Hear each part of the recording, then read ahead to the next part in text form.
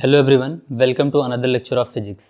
आज हम फिजिक्स में अपने टारगेट 2021 वाले लेक्चर को आगे प्रोसीड करेंगे। हम इसमें चार्ज एंड इलेक्ट्रिक फील्ड पढ़ रहे थे। चार्ज इलेक्ट्रिक फील्ड में आज हम लोग को इलेक्ट्रिक डाइपोल और इलेक्ट्रिक डाइपोल मोमेंट पढ़ना है, ठीक है ना। तो सबसे पहले हम इलेक्ट्रिक डाइपोल देखते हैं क्या होता है। आपको यहाँ पर देखना है the system which consist of two equal but opposite nature charges placed at very short distance is known as electric dipole। तो देखो, इलेक्ट्रिक डाइपोल एक ऐसा सिस्टम होता है जिसमें दो इक्वल लेकिन अपोजिट नेचर के चार्जेस बहुत शॉर्ट डिस्टेंस पर रख दिए जाएं। मतलब मान लीजिए कि ये 10 कूलम का चार्ज है प्लस में, तो आपको दूसरा चार्ज भी मैग्नीट्यूड में इक्वल लेना है लेकिन नेचर अपोजिट कर देना है। 10 कूलम प्लस का था, 10 कूलम माइनस का ले लीजिए, और इनके बीच के डिस्टेंस को जितना शॉर्ट हो सके उतना शॉर्ट रखने की कोशिश करिए। Even maximum dipoles atomic level पर होते हैं, है ना, ठीक। तो आपको छोटा सा छोटा डिस्टेंस रखना है, दो इक्वल मैग्नीट्यूड में लेकिन अपोजिटली नेचर के चार्जेस लेने हैं और उनको शॉर्ट डिस्टेंस पर रख देना है। ऐसा करने पर जो सिस्टम आपके हाथों में होगा उस सिस्टम को क्या कहा जाएगा? इलेक्ट्रिक डाइपोल कहा जाएगा। तो अगर हम यहाँ पर माने let a two charges plus q and minus are placed at 12 metre of distance. तो इससे आपका इलेक्ट्रिक डाइपोल देखो क्या बन जाएगा। एक चार्ज यहाँ पर मान लीजिए आपका माइनस क्यू रख दिया गया और एक चार्ज मान लीजिए यहाँ पर प्लस क्यू रख दिया गया, और इनके बीच का जो शॉर्टेस्ट डिस्टेंस है 12, वो इस तरीके से है। तो ये जो आपका एक पूरा सिस्टम बना हुआ है, इस पूरे सिस्टम को क्या कहा जाएगा? इलेक्ट्रिक डाइपोल, ठीक। इसको हम लोग क्या कहेंगे? इलेक्ट्रिक डाइपोल कहेंगे। मतलब अगर यहाँ -5 माइक्रोकूलम है तो यहाँ +5 माइक्रोकूलम होना चाहिए। यहाँ 2 कूलम है माइनस का, तो यहाँ प्लस का 2 कूलम होना चाहिए। मैग्नीट्यूड सेम, नेचर अपोजिट, और बीच का डिस्टेंस जो 12 है बहुत छोटा होना चाहिए, शॉर्ट होना चाहिए। अगर ये लॉन्ग रहेगा तब भी आप उसको डाइपोल नहीं कहेंगे। अब यहाँ पर आप फटाक से देख लीजिए, कंडीशन टू फॉर्म डाइपोल, ठीक है ना। अगर आपने इलेक्ट्रिक डाइपोल बनाने का मन बना ही लिया है तो आपको इन कंडीशंस को समझना चाहिए। सबसे पहला है both charge have equal magnitude but should be opposite in nature. मतलब दोनों का मैग्नीट्यूड सेम हो, यानी कि मैग्नीट्यूड का वैल्यू मतलब होता है value 10 coulomb 10 coulomb, 5 coulomb 5 coulomb, 2 microcoulomb 2 microcoulomb, 0.5 microcoulomb 0.5 microcoulomb, 0.7 microcoulomb 0.7 microcoulomb. दोनों का मैग्नीट्यूड सेम होना चाहिए, बस नेचर अपोजिट। मतलब एक प्लस में तो एक क्या रहेगा? माइनस में, ठीक। दूसरा पॉइंट आपका है कि दूसरा कंडीशन आपको क्या रखना है? दूसरा है distance between both charges should be short. आपको उनके बीच का डिस्टेंस क्या रखना है? शॉर्ट रखना है, यानी कि जो 12 से रिप्रेजेंट किया गया डिस्टेंस। अच्छा, इसके डिस्टेंस को 12 से रिप्रेजेंट करने की क्या ज़रूरत है? हम सिर्फ L क्यों नहीं ले सकते हैं? इसको भी एज इट इज़ आप एक्सेप्ट कर लीजिए, क्योंकि इसके पीछे पढ़ेंगे तो बहुत लंबा एक्सप्लेनेशन लग जाएगा कि हम इसको 12 से क्यों रिप्रेजेंट करते हैं। आपको जब इन बोर्ड के लेक्चर से हटकर अलग लेक्चर्स देंगे इन चैप्टर्स पर, तो वहाँ इसको एक्सप्लेन जरूर करेंगे आपको कि इसको 12 से क्यों रिप्रेजेंट किया जाता है। हम सिंगल L क्यों नहीं ले सकते यहाँ पर, ठीक। तो ये बात थोड़ा ध्यान रखिएगा। लेकिन अभी के लिए आप ये एक्सेप्ट कर लीजिए कि डाइपोल में दोनों चार्ज के बीच के डिस्टेंस को रिप्रेजेंट करने के लिए किसका यूज किया जाता है? 2L का। तो ये दो कंडीशंस हैं। अगर आप इन दो कंडीशंस को मानते हैं तो आप डाइपोल हमेशा बना ले जाएंगे। किसी टीचर ने आपसे कहा कि मुझे एक डाइपोल बना दीजिए, आप तुरंत डब्बे में से दो ऐसे चार्ज उठाइए जिनका मैग्नीट्यूड सेम हो। इधर से 10 कूलम उठाए और इसने जवाब दिया कि मेरा नेचर पॉजिटिव है, तो दूसरे डब्बे से आप क्या उठाइएगा? 10 कूलम, लेकिन उसका नेचर क्या लीजिएगा? निगेटिव, और दोनों को एक शॉर्ट डिस्टेंस पर लाकर रख दीजिएगा। डाइपोल आपका तैयार है, ठीक। डाइपोल बन गया तो आगे हम बात कर लेते हैं किसकी? इलेक्ट्रिक डाइपोल मोमेंट की, ठीक। तो यहाँ पर देखिएगा इलेक्ट्रिक डाइपोल मोमेंट का definition, the product of magnitude of any one charge of dipole and distance between them is known as electric dipole moment. मतलब क्या, जरा देखिए, इनका कहना है कि इलेक्ट्रिक डाइपोल मोमेंट क्या होता है। देखो, इलेक्ट्रिक डाइपोल एक सिस्टम होता है और उसका मोमेंट डाइपोल मोमेंट क्या होता है। तो कह रहे हैं कि उस इलेक्ट्रिक डाइपोल मोमेंट के उस एक इलेक्ट्रिक डाइपोल के किसी एक चार्ज को ले लीजिए और उसको मल्टीप्लाई कर दीजिए उन दोनों चार्जेस के बीच के डिस्टेंस से। मतलब इन दोनों में से, क्योंकि आपको सिर्फ मैग्नीट्यूड लेना है, यहाँ पर देखो लिख रहा है the product of magnitude of any one charge of dipole. Dipole के किसी एक चार्ज के मैग्नीट्यूड को उठा लीजिए। तो अब आप चाहे माइनस क्यू लेंगे चाहे प्लस क्यू लेंगे, आपको साइन छोड़ देना है, आपको सिर्फ मैग्नीट्यूड लेना है। तो चाहे इसको चूज करिए तब भी आपको क्यू मिलेगा और चाहे इसको चूज करिए तब भी आपको क्या मिलेगा, क्यू मिलेगा। तो मैग्नीट्यूड तो दोनों का सेम है, तो दोनों में से किसी एक का मैग्नीट्यूड ले लीजिए और उसको मल्टीप्लाई कर लीजिए। प्रोडक्ट लेना है ना, मल्टीप्लाई कर दीजिए किसके साथ, उन दोनों चार्जेस के बीच के डिस्टेंस के साथ। और जो ऐसा करने पर या इनका प्रोडक्ट लेने पर जो क्वांटिटी आपको मिलेगी, जो फिजिकल क्वांटिटी आपके सामने आएगी, उसी फिजिकल क्वांटिटी का नाम क्या रखा गया, इलेक्ट्रिक डाइपोल मोमेंट रखा गया। तो आपके पास वो इलेक्ट्रिक डाइपोल है, हम यहाँ लिखने जा रहे हैं। हम डेफिनेशन के अकॉर्डिंग देखो इलेक्ट्रिक डाइपोल मोमेंट को लिखने जा रहे हैं, electric dipole moment. Electric dipole moment equal to क्या है, जरा देखो डेफिनेशन के according, the product of magnitude of any one charge. तो चाहे जिसका आप मैग्नीट्यूड उठा लीजिए, क्यू प्रोडक्ट लेना है किसके साथ, डिस्टेंस बिटवीन बोथ चार्जेस। तो डिस्टेंस बिटवीन बोथ चार्ज क्या है, 2L। ठीक, तो यहाँ ध्यान रखिएगा। फिर उसके बाद हम लोग यहाँ पर लिख लेते हैं dipole moment is represented by capital P। इसको कैपिटल P से डिनोट किया जाता है। देयरफॉर अब आपके पास फार्मूला क्या होगा, इलेक्ट्रिक डाइपोल मोमेंट को क्योंकि हम P से दिखाते हैं तो P इक्वल फार्मूला हो जाएगा Q इंटू 2L। तो यहाँ पर देखो कौन क्या है, ज़रा ये भी लिख लेना ज़रूरी है। Where P equal electric dipole moment, Q equal magnitude of charge of any one dipole, या फिर मैग्नीट्यूड ऑफ चार्ज। अब आप ध्यान रखिएगा किसी एक चार्ज का आपको मैग्नीट्यूड ले लेना है ना।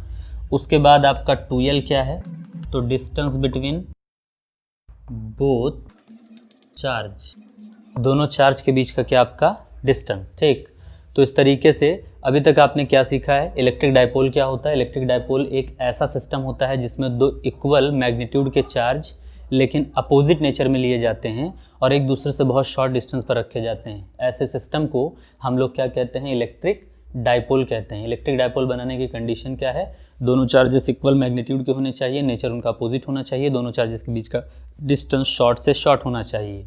फिर हमने देखा कि इलेक्ट्रिक डाइपोल तो ठीक है, लेकिन उसकी एक फिजिकल क्वांटिटी बड़ी इंपॉर्टेंट होती है जो उससे एसोसिएटेड रहती है, वो है इलेक्ट्रिक डाइपोल मोमेंट। क्या होता है, तो डाइपोल में से किसी एक चार्ज को उठाइए, बाहर लाइए और उसको मल्टीप्लाई कर दीजिए। यहाँ से चार्ज और इसके बीच के डिस्टेंस दोनों को आपस में मल्टीप्लाई करेंगे तो जो प्रोडक्ट या जो फिजिकल क्वांटिटी आपको मिलेगा, उस फिजिकल क्वांटिटी को ही क्या कहा जाता है, इलेक्ट्रिक डाइपोल मोमेंट कहा जाता है, P कहा जाता है। तो P इक्वल क्या हो जाएगा, Q इंटू 2L हो जाएगा। कौन क्या है ये भी ध्यान रखिएगा, P इलेक्ट्रिक डाइपोल मोमेंट है, Q मैग्नीट्यूड ऑफ चार्ज है, एनी वन ऑफ देम आप कोई ले सकते हैं, 2L distance between both charges है। ठीक, इसका स्क्रीनशॉट लीजिए, इसको अच्छे से नोट करिए ताकि हम लोग आगे बढ़ें और अगली चीज़ देखें। अगली चीज़ हम क्या देखेंगे, P कैसी क्वांटिटी है, P का यूनिट क्या है और P का डायमेंशन क्या है। ठीक, स्क्रीनशॉट लीजिए, फटाक से आगे बढ़ा जाए। ठीक, चलिए, तो इतना देखने के बाद हम लोग अगली चीज़ पर बढ़ते हैं। अगली चीज़ हम देखेंगे unit and dimension of electric dipole moment, यानी कि P का मतलब इलेक्ट्रिक डाइपोल मोमेंट है, हमेशा ध्यान रखिए। तो सबसे पहली चीज़ हम देख लेते हैं यूनिट। तो यूनिट के लिए क्या करेंगे, फार्मूला P इक्वल क्या है, Q into 2L। Q charge है आपका, चार्ज का यूनिट क्या होता है, कूलम, इंटू में 2L डिस्टेंस एक टाइप का, तो मीटर, यानी कि यूनिट इसका बन जाएगा कूलम मीटर। अब आप यूनिट सिस्टम में आ जाएं तो रिप्रेजेंटेशन कूलम को कैपिटल C से रिप्रेजेंट किया जाता है और मीटर को स्मॉल m से, तो इसके यूनिट को हम रिप्रेजेंट कर देंगे कूलम मीटर में। ये आपका यूनिट आ गया। अब हम बात कर लेते हैं किस चीज़ की, डायमेंशन की। सेकंड चीज़ डायमेंशन। चलिए डायमेंशन क्या होता है ज़रा ये समझ लेते हैं P का। तो इसके लिए भी आप फार्मूला लगाइए, चाहे तो यूनिट से रख लीजिए और चाहे फार्मूला लगाइए। यूनिट से ही देख लेते हैं। यूनिट आपका क्या है, कूलम मीटर है। कूलम मतलब 80, चार्ज का डायमेंशन 80 होता है और मीटर का होता है L। ठीक, तो इसका जो डायमेंशन हो जाएगा LTA हो जाएगा सीक्वेंस में, और इसका डायमेंशनल फार्मूला हो गया LTA। ठीक है ना, तो ये इसका डायमेंशनल फार्मूला है। अब बात कर लेते हैं कि कैसी क्वांटिटी है। तो ये एक वेक्टर क्वांटिटी है, हम यहाँ पर तुरंत लिखेंगे इस बात को। और इसका डायरेक्शन कहाँ से कहाँ होता है, भाई वेक्टर है तो मैग्नीट्यूड के साथ साथ क्या होगा, डायरेक्शन भी होगा। ठीक, हम यहाँ लिख लेंगे the dipole moment, dipole moment मतलब P, the dipole moment is a vector quantity, vector quantity where the direction of P is from -q to +q charge. ठीक भाई, वेक्टर क्वांटिटी तो डायरेक्शन भी दिखाना ज़रूरी है। अब मान लीजिए कि आपके पास एक डाइपोल है -q और ये रहा आपका +q, इनके बीच का डिस्टेंस, शॉर्टेस्ट डिस्टेंस क्या है 2l metre.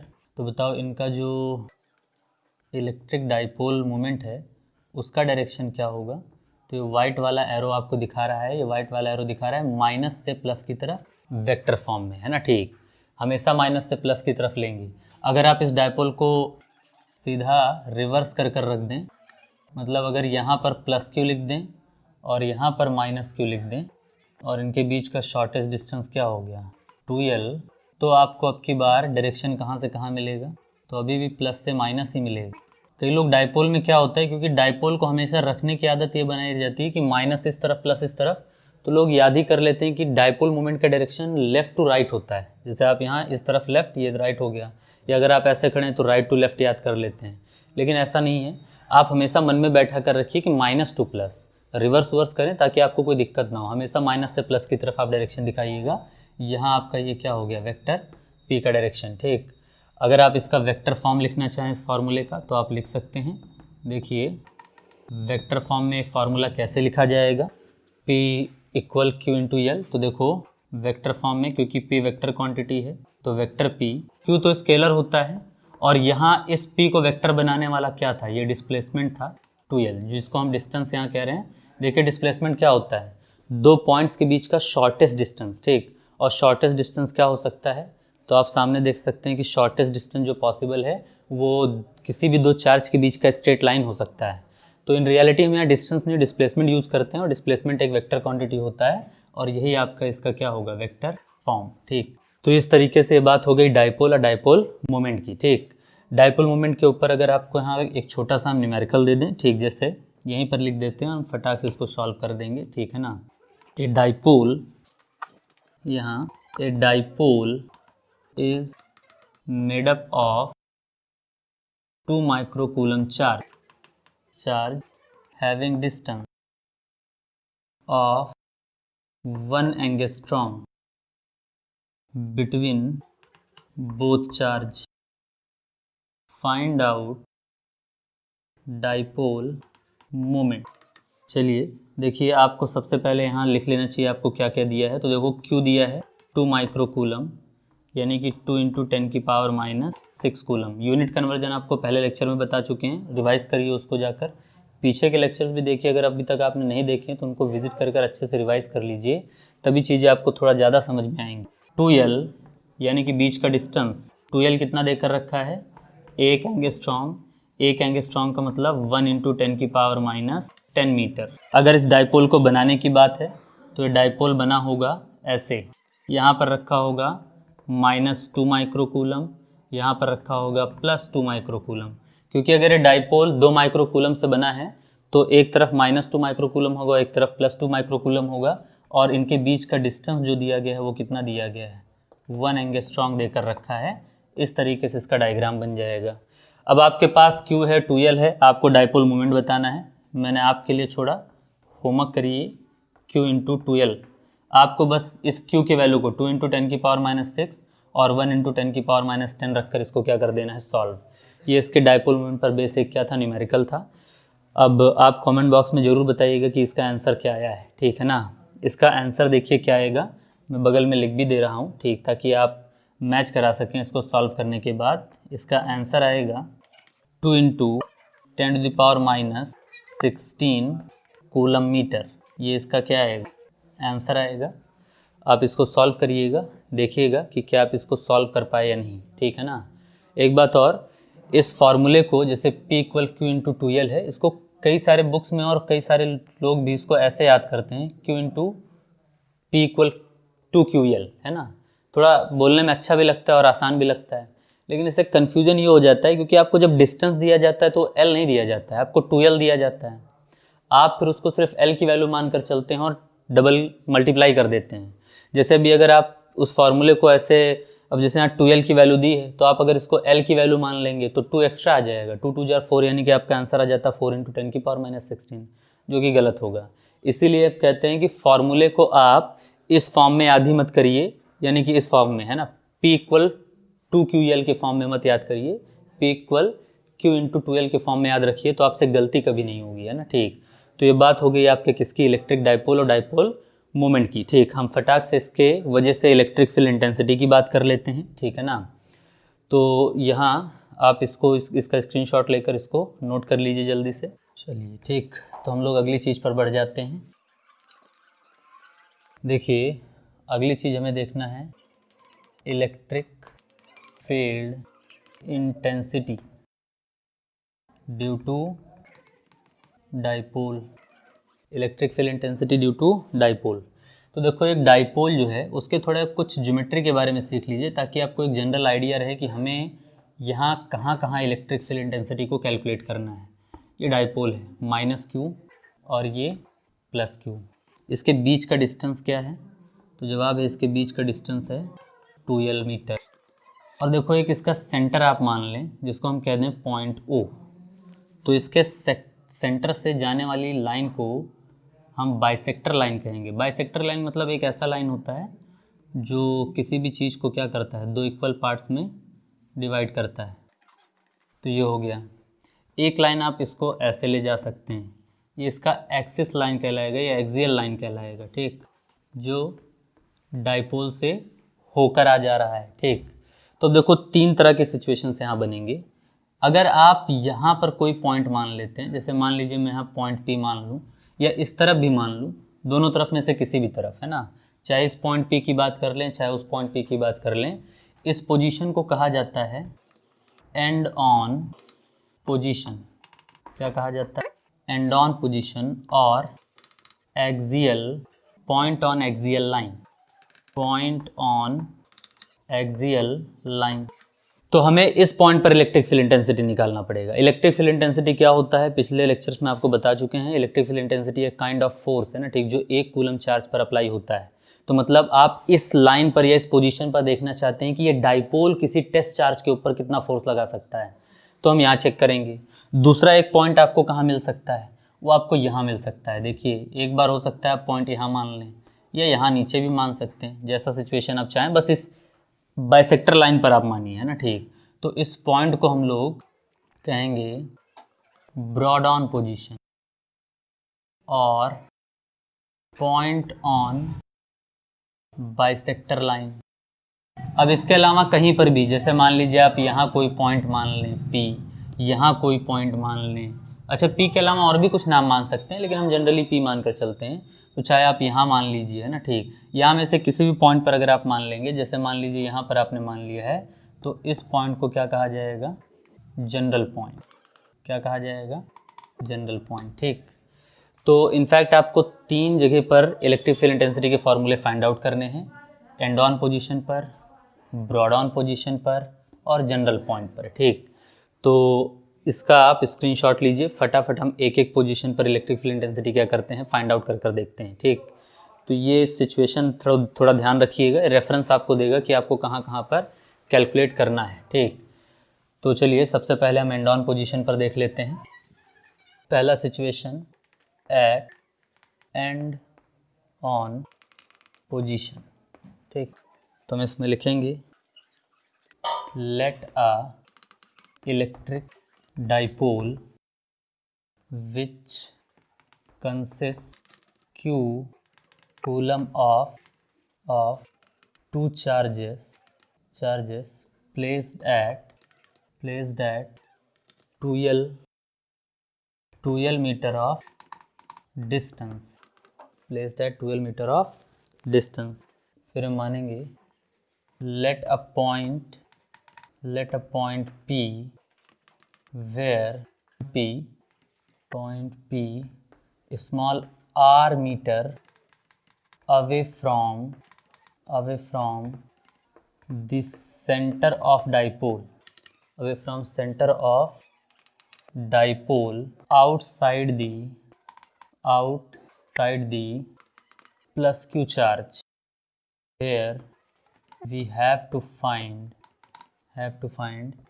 Electric field intensity, या कैपिटल ई लिख लीजिए, ज़्यादा सही रहेगा। ठीक, तो हमने माना है कि हम एक डाइपोल मानते हैं जो कि दो चार्जेस से मिलकर बना हुआ है।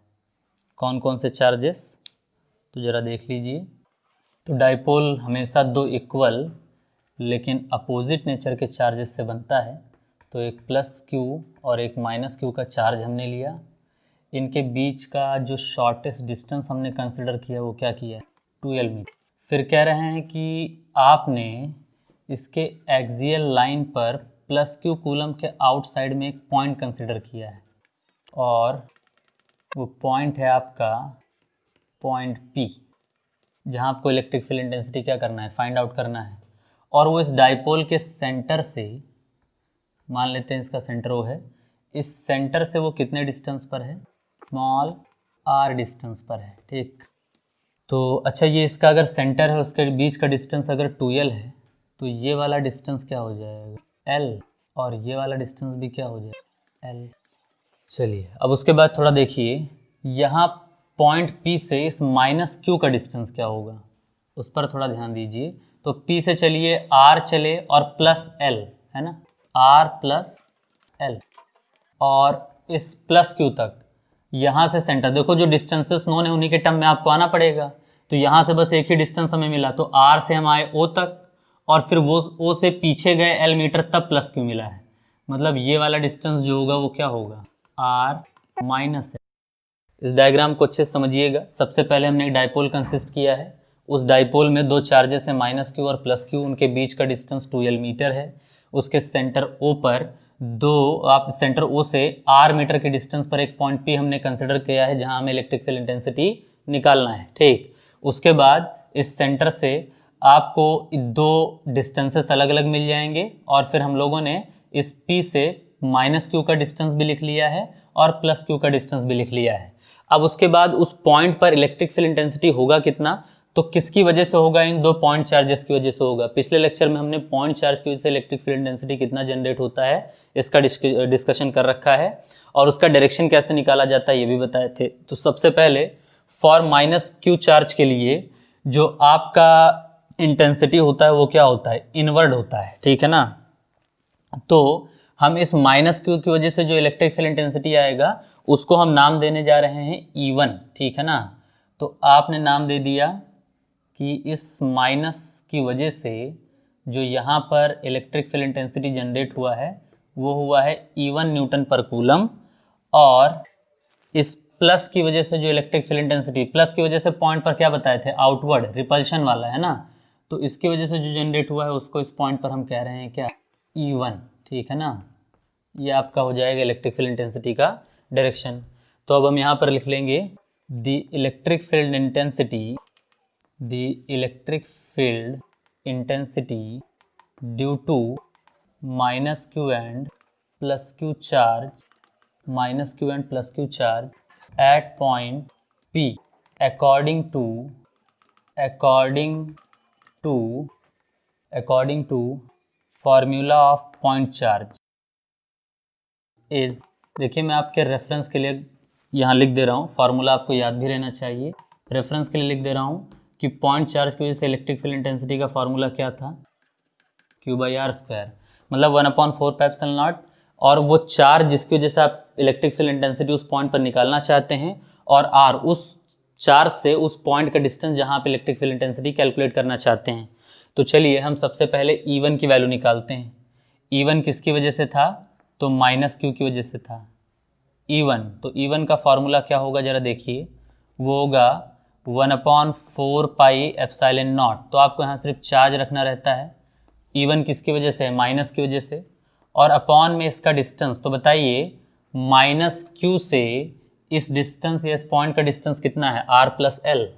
तो हम यहाँ नीचे लिख देंगे क्या, R+L का होल स्क्वायर, ठीक है ना।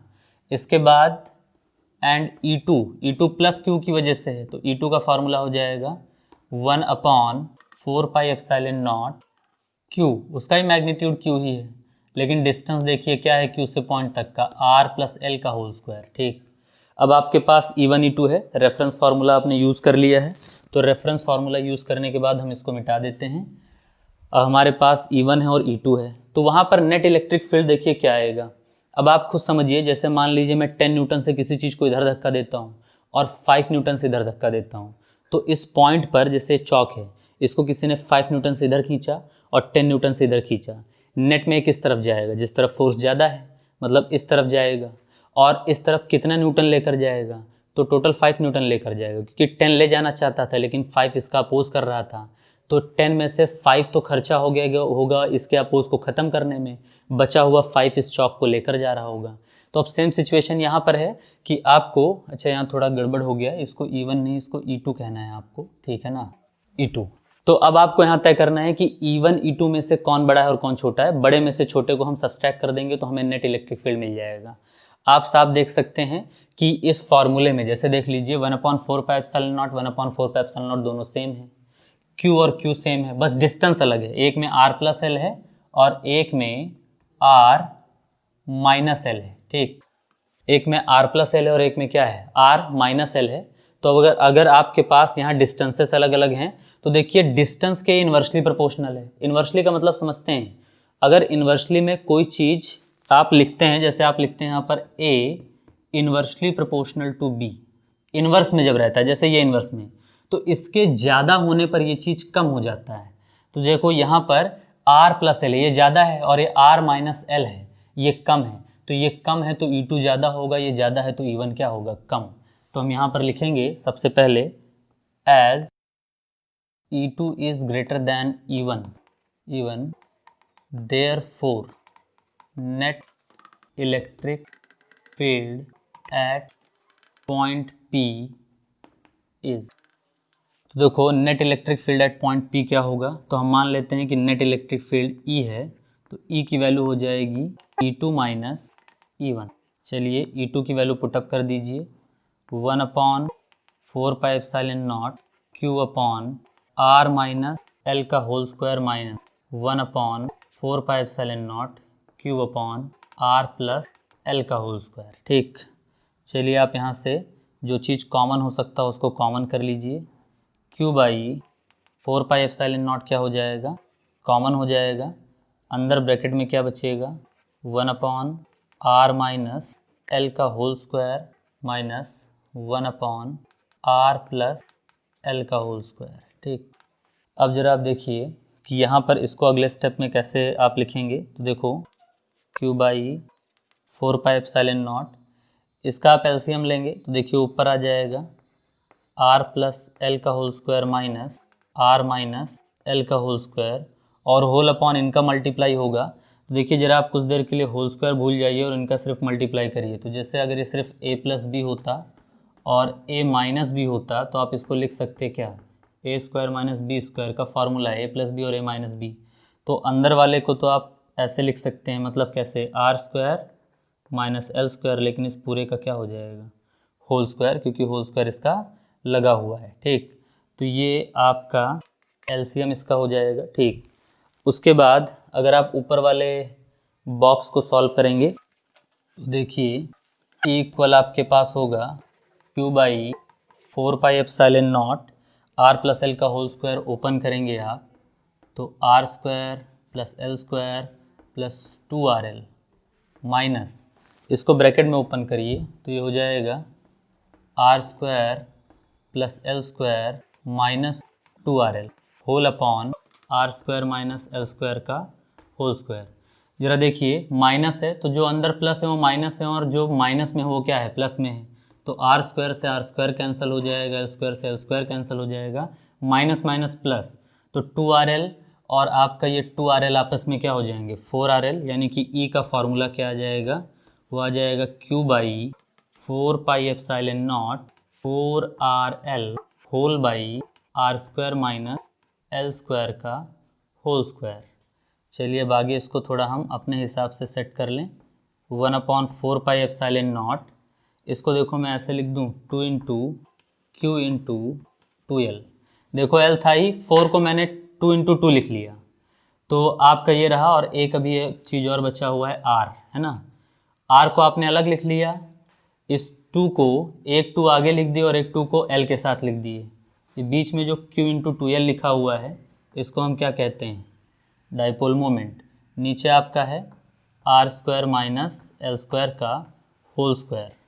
तो अब आपके पास फार्मूला क्या आ जाएगा, इक्वल 1/4πε0 2p, 2 और q इंटू 2l क्या होता है, p होता है, अभी आज ही के लेक्चर में हमने देखा है।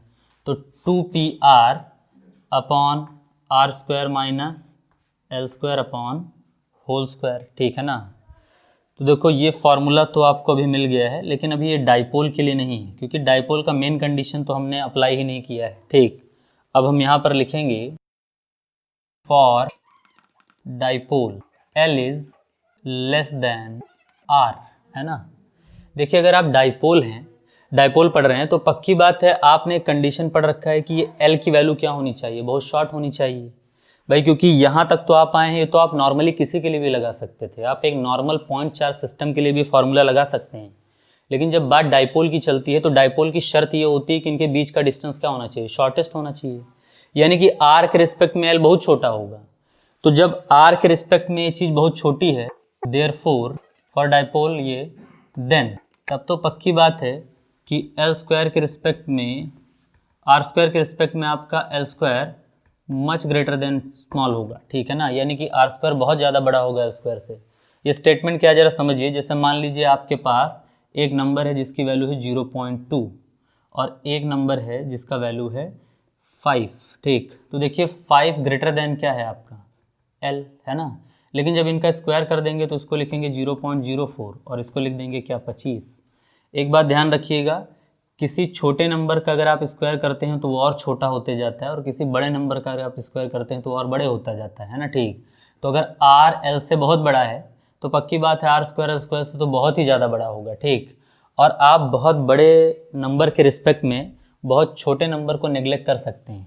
अब जैसे आप कहें कि आपके पास 1 लाख रुपए हैं और उसमें 1 रुपये ऐड कर दिया जाए, तो किसी को ये बताना कि मेरे पास 1,01,000 रुपये हैं, उससे बढ़िया है आप क्या बताइए 1 ही लाख रुपए हैं, क्योंकि 1 रुपये का एडअप या सब्सट्रैक्शन थोड़ा कैलकुलेशन क्या करता है, बिगाड़ देता है। या अगर आप कह दें कि 1 लाख में 1 रुपये कम हो गए हैं तो उसको बोलना और टफ रहेगा। इससे बढ़िया आप यही कहेंगे कि अप्रॉक्सीमेटली मेरे पास क्या है 1 लाख रुपए ही हैं। तो आप अगर डाइपोल पढ़ रहे हैं तो इस आर स्क्वायर के रिस्पेक्ट में इस एल स्क्वायर को क्या कर दीजिए, नेग्लेक्ट कर दीजिए। और जब आप ऐसा करेंगे तो आपके पास फार्मूला क्या रहेगा, वो रहेगा equal 1/4πε0 2pr upon L square गया आर स्क्वायर का होल स्क्वायर, तो मतलब r की पावर क्या हो जाएगा 4, 2 2 जार 4, और ऊपर से एक r है और ये एक r को कैंसिल कर देगा तो पावर बचेगा 3, यानी कि अब आपके पास फार्मूला आ जाएगा इक्वल 1/4πε0 2p/r³ यूनिट। तो इलेक्ट्रिक फील्ड इंटेंसिटी की यूनिट वही है जो आपने पिछले लेक्चर में सीखा है, न्यूटन पर कूलम, ठीक। तो ये किसी भी डाइपोल के एंड ऑन पोजीशन पर, यानी कि चाहे आप इस तरफ लीजिए चाहे इस तरफ लीजिए, आपको क्या मिलेगा, इलेक्ट्रिक फील्ड इंटेंसिटी का फार्मूला 1/4πε0 2p/r³। इसका डायरेक्शन क्या रहा करेगा, तो देखो ऊपर वो जो डाइपोल रखा हुआ है वो ऐसा है -q +q के बीच का शॉर्टेस्ट डिस्टेंस 2l और उसके सेंटर O से r मीटर के डिस्टेंस पर एक क्या आपने कंसिडर किया है, पॉइंट P। आज के बाद आप याद रखेंगे कि किसी भी पॉइंट पर, ठीक है ना, इलेक्ट्रिक फील्ड इंटेंसिटी का जो डायरेक्शन होगा वो इन डायरेक्शन ऑफ P होगा। देखो E2 में से E1 को आप सब्सट्रैक्ट कर देंगे क्योंकि E2 बड़ा था, देखिए इसीलिए इसका लेंथ भी मैंने बड़ा बना कर रखा है। अब इस बड़े लेंथ में से छोटा लेंथ अगर घट जाएगा तो कुछ छोटा सा लेंथ तो बचा रहेगा और उसका डायरेक्शन क्या होगा, बाहर की तरफ होगा। यह आपके नेट इलेक्ट्रिक फील्ड का डायरेक्शन है, जो कि किसके डायरेक्शन में है, डाइपोल मोमेंट के, क्योंकि डाइपोल मोमेंट का डायरेक्शन भी तो ऐसे ही होता है, -2 प्लस, ये किसका डायरेक्शन है, डाइपोल मोमेंट का, है ना, ठीक। ये P का डायरेक्शन है, डाइपोल मोमेंट -2 प्लस होता है और उसी के डायरेक्शन में इलेक्ट्रिक फील्ड इंटेंसिटी जा रहा है। ये ऐसे मैं क्यों कह रहा हूँ, आप ये भी कई लोग कहते हैं कि आउटवर्ड फ्रॉम द पॉइंट, मत याद करिए, गलती होगी आपसे, क्योंकि अगर आप इस तरफ आ जाएंगे, यहाँ के किसी पॉइंट पर आपने कंसिडर किया और अभी भी आप वही याद कर चल रहे हैं कि E का डायरेक्शन आउटवर्ड फ्रॉम पॉइंट होगा, तो आप यहाँ बना देंगे, गलत हो जाएगा। डाइपोल के इस पोजीशन पर भी इलेक्ट्रिक फील्ड इंटेंसिटी का डायरेक्शन कहाँ आएगा, डाइपोल मोमेंट के डायरेक्शन में आएगा। तो हमेशा अगर आप याद रखेंगे कि वो डाइपोल मोमेंट के डायरेक्शन में होता है तो आपसे गलती नहीं होगी, आप हमेशा E को P के डायरेक्शन में बनाएंगे। अगर आप डाइपोल रिवर्स कर रख दें तो P का डायरेक्शन इधर हो जाएगा तो E भी पूरी तरीके से इधर हो जाएगा, प्लस की तरफ। या आप कई लोग ऐसे भी इसको याद करते हैं कि प्लस चार्ज की तरफ अगर पॉइंट है तो आउटवर्ड और अगर माइनस पॉइंट की तरफ चार्ज है तो इनवर्ड, ठीक है ना। चाहे आप ऐसे याद कर लीजिए, लेकिन मेरा सबसे अच्छा सजेशन ये रहेगा कि आप याद कर रखें कि इलेक्ट्रिक फील्ड इंटेंसिटी का जो डायरेक्शन होता है एंड ऑन पोजीशन में, वो हमेशा डाइपोल मोमेंट के क्या होता है, डायरेक्शन में होता है। इससे आपसे गलती कभी नहीं होगी, आप इजीली हमेशा उसका डायरेक्शन पिक कर पाएंगे, ठीक। तो इस तरीके से आपको एक एंड ऑन पोजीशन में इलेक्ट्रिक फील्ड इंटेंसिटी का फॉर्मूला प्लस उसका डायरेक्शन आपको हमेशा याद रखना है, ठीक। अगले लेक्चर में हम लोग ब्रॉड ऑन पोजीशन में इलेक्ट्रिक फील्ड इंटेंसिटी और जनरल पॉइंट पर इलेक्ट्रिक फील्ड इंटेंसिटी डाइपोल की वजह से निकाल कर देखेंगे। इस लेक्चर के लिए इतना, इसको अच्छे से प्रैक्टिस करिए, इसका स्क्रीनशॉट लीजिए और इसमें अगर आपको कोई भी डाउट है तो कमेंट बॉक्स में उसको बताइए। और इससे पीछे वाले लेक्चर्स को भी अच्छे से देखकर प्रैक्टिस करिए। आपको चैप्टर में कोई भी दिक्कत होती है आप कमेंट बॉक्स का यूज़ कर सकते हैं।